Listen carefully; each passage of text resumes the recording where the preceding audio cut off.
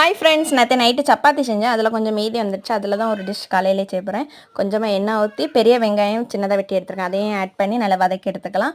அப்புறம் வந்து ஒரு தக்காளி, ஒரு பச்சை மிளகு இதையெல்லாம் வெட்டி எடுத்து அதையும் ஆட் பண்ணிவிட்டு தேவையான அளவு உப்பும் போட்டு இது நல்லா வதங்கி வரட்டு. நல்லா வதங்கி வந்த பிறகு 2 முட்டை எடுத்து உடச்சி ஊற்றிட்டு அதையும் நல்லா கிண்டி எடுத்துக்கலாம். அப்புறம் வந்து வத்தல் பொடி, சிக்கன் பொடி, கரம் மசாலா இதெல்லாம் போட்டு நல்லா கிளறி எடுத்துக்கலாம். நல்லா கிண்டி எடுத்துட்டு அப்புறம் வந்து நம்ம சப்பாத்தியை சின்ன சின்னதாக வெட்டி எடுத்துருக்கேன். இதையும் ஆட் பண்ணி நல்லா கிண்டி எடுத்தாச்சுன்னா சூப்பராக இருக்கும்.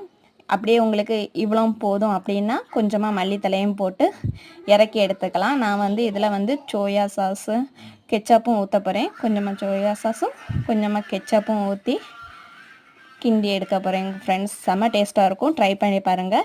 உங்கள் வீட்டு குட்டீஸ்க்கும் ரொம்ப பிடிக்கும். Bye friends.